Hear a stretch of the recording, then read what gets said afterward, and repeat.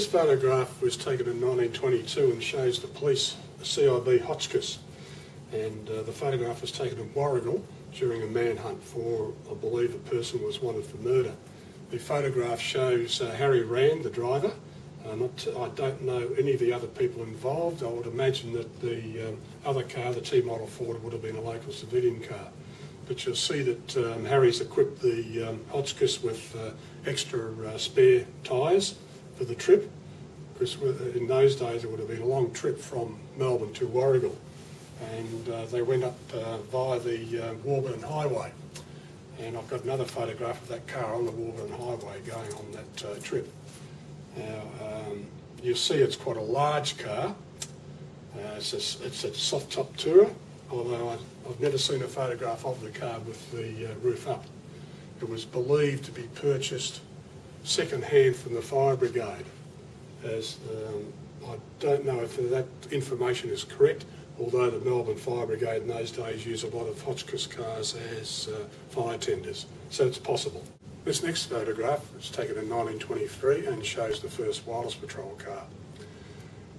The Wireless Patrol was instigated by Senior Constable Pop Downey, who is the gentleman on our right-hand side. He was a Senior Constable in the Motor Patrol, and he thought of the idea of having wireless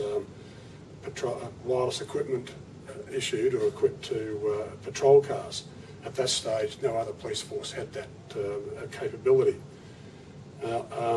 In order, they conducted a lot of tests on the Palm night patrol car until and realised that the concept was attainable.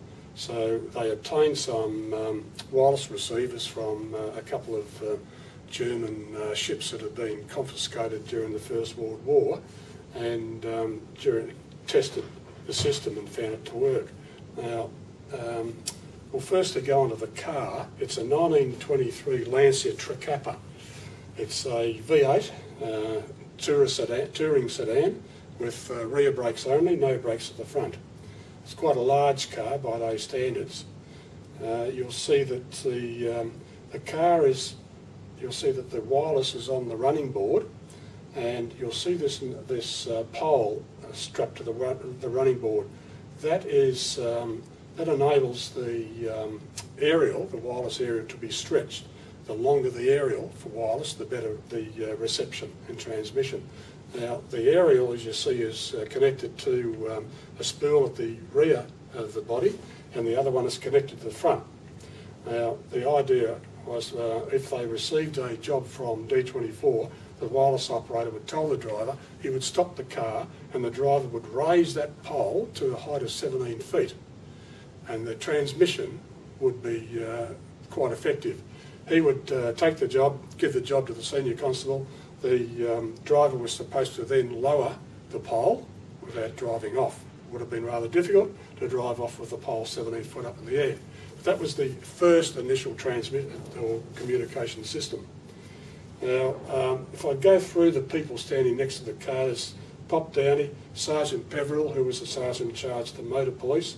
The dog means nothing. The gentleman on the running board is another wireless operator.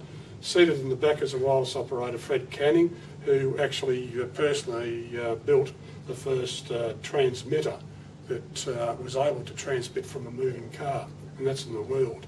And I believe the gentleman on the far left is Superintendent Bravey, who was in charge of Russell Street at the time. If we go through the building in the area itself, see in the background is the museum and the City Court. So you've got Russell Street here and La Trobe Street. That corner of La Trobe Street, the building at the rear and on top, they house the single men's quarters. And this building here, facing Russell Street, is the Motor Police building. The building in the centre became the wireless building, where the wireless transmitter was installed and manned, and later a string of aerials were strung from various high locations on the roofs to this building.